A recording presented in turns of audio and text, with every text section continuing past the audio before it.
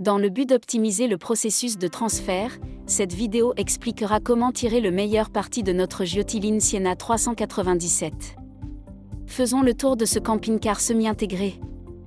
La clé à distance Citroën peut être utilisée pour déverrouiller les portes avant et le bouchon du réservoir de carburant, et pour démarrer le moteur. Pour faire le plein, ouvrez la petite porte située juste derrière la porte du conducteur. Utilisez la clé à distance pour déverrouiller le bouchon du réservoir. Pour remplir l'AdBlue, ouvrez simplement le bouchon bleu situé en dessous et utilisez une pompe dédiée à l'AdBlue ou versée depuis un bidon d'AdBlue.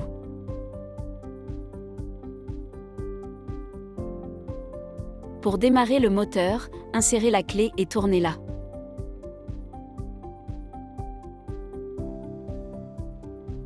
En avançant, vous aurez une autre clé fine et noire à utiliser. Cette clé permet d'ouvrir différents compartiments, notamment la porte de rangement des bouteilles de gaz, la porte de la cassette des toilettes, les deux portes du coffre, garage, et la porte d'entrée principale. Pour ouvrir la porte de rangement des bouteilles de gaz, il faut d'abord la déverrouiller avec la clé, puis tourner la poignée dans le sens inverse des aiguilles d'une montre. Maintenant que la bouteille de gaz est accessible, voici comment ouvrir la vanne dans le sens inverse des aiguilles d'une montre pour utiliser le propane pour le chauffage, l'eau chaude, la cuisine ou le réfrigérateur. Veuillez noter qu'il peut y avoir un interrupteur supplémentaire, le jaune, le long du tuyau de gaz qui devra peut-être être actionné.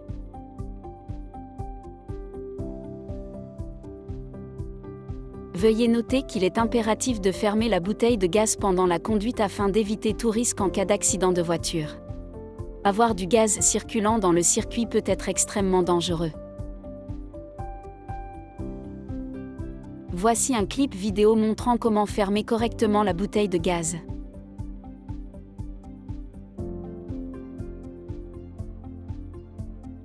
Passons maintenant à la fermeture et au verrouillage de la porte de rangement des bouteilles de gaz.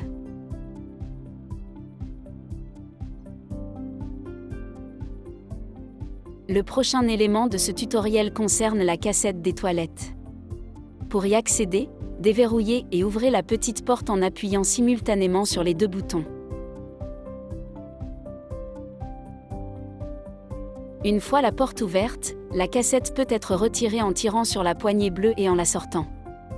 Si vous devez vous débarrasser du contenu, cela doit être fait dans une zone de service dédiée où cela est autorisé. Dévissez le bouchon bleu et versez le contenu tout en appuyant sur le bouton rond à l'arrière de la cassette pour faciliter l'écoulement. Rincez soigneusement la cassette à l'eau, en répétant le processus plusieurs fois, jusqu'à ce que l'eau soit propre.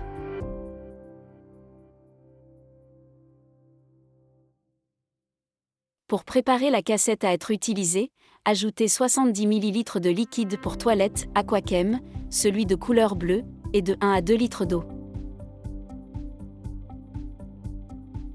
Les portes de garage et la porte d'entrée principale sont toutes équipées de serrures et de poignées de porte qui sont actionnées par la clé noire.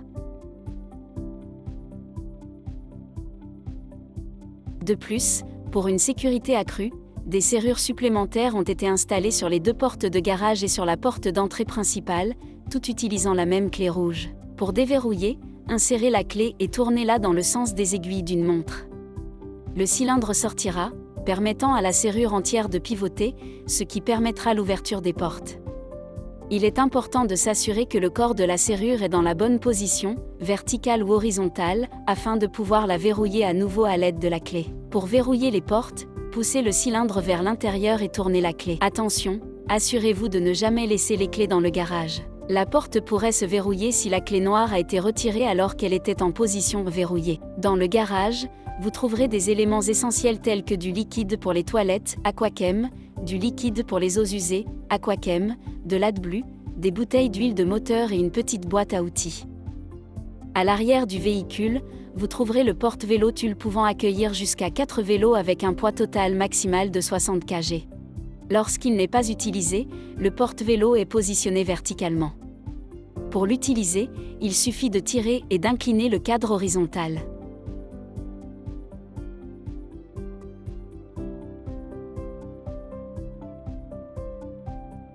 Assurez-vous que les sangles en plastique à l'arrière sont correctement positionnées et fixez-les solidement autour de la barre.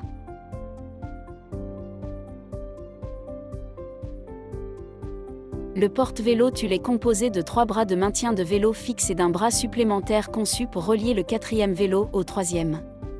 Chaque support de vélo peut être verrouillé à l'aide d'une clé.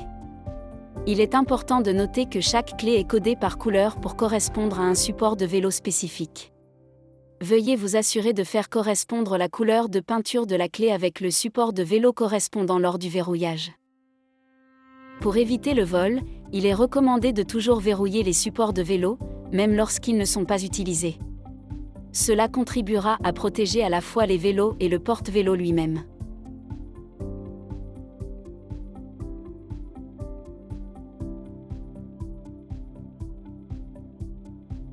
Lorsqu'il n'est pas utilisé, vous pouvez replier le porte-vélo en le soulevant et en le poussant jusqu'à ce qu'il s'enclenche dans les supports en plastique.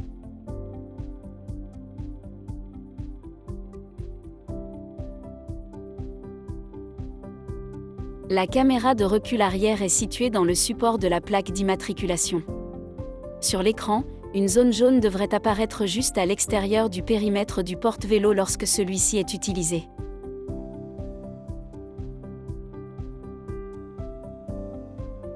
Prenons un autre coup d'œil aux articles dans le coffre. Pour allumer la lumière du coffre, localisez simplement l'interrupteur.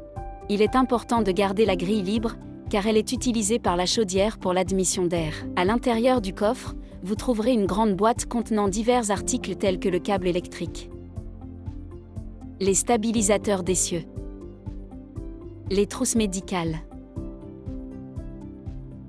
le triangle de sécurité, et bien d'autres choses encore. Si vous devez utiliser les stabilisateurs, suivez ces étapes pour les soulever ou les abaisser.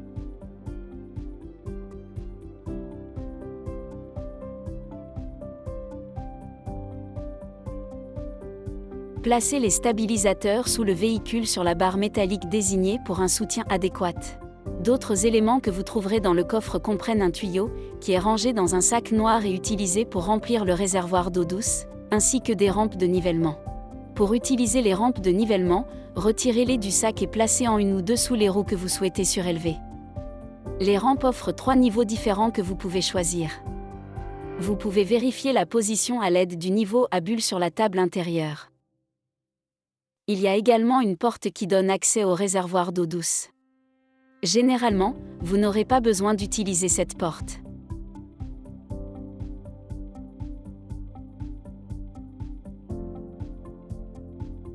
Pour remplir le réservoir d'eau douce, commencez par déverrouiller le bouchon en plastique blanc, puis tournez et retirez le bouchon bleu. Remplissez le réservoir avec de l'eau potable, puis refermez-le et verrouillez-le correctement après le remplissage.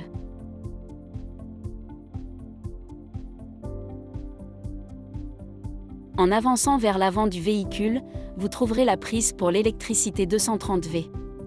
C'est ici que vous connecterez le câble lorsque cela est nécessaire. Veuillez noter que certains campings peuvent utiliser des prises à 3 broches, tandis que d'autres utiliseront des prises à 2 broches standard. Dans ce cas, vous devrez utiliser un adaptateur pour connecter le câble correctement. Le camping-car est équipé d'un auvent du côté droit.